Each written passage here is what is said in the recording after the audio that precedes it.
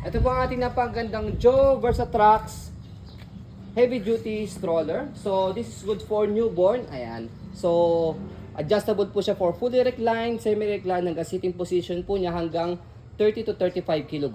Proven and tested na po namin yan for big kids. Okay? So high seated, reversible po yung kanyang seat, adjustable po or adjustable po yung kanyang handle. Ayan, leather po yung kanyang handle sa kanyang front handle, and then with rain cover pa.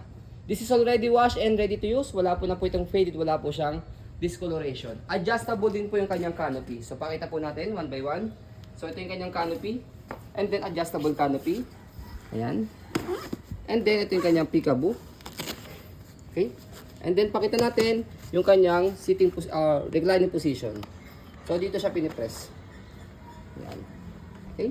Ilang sitting? So ayan, semi-reclined, ayan. Sitting position.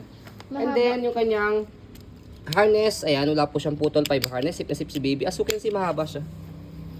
Okay? Compare sa ibang mga normal stroller. Tapos yung kanyang front handle, ayan, leather na rin po yan. So press nyo lang po dito. Baba. Ito. Dalawa o kahit isa, paglalagay, tatanggalin si baby. Okay? And then leg rest, adjustable po ito.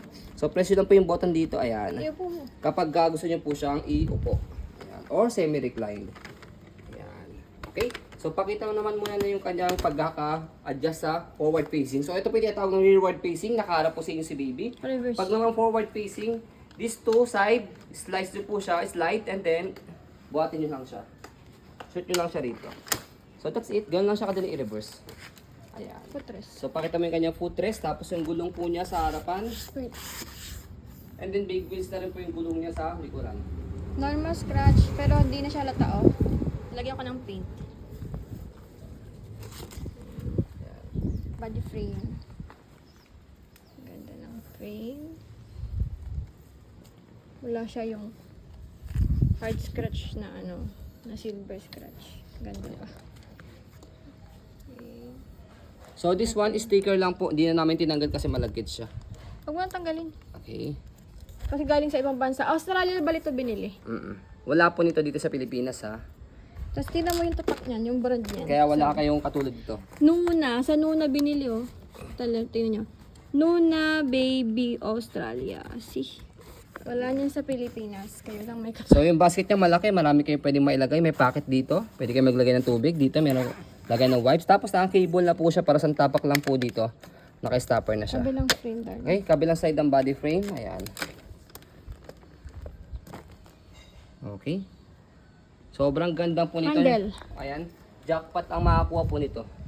Yung kanyang handle, leather. Wala rin po yung tier.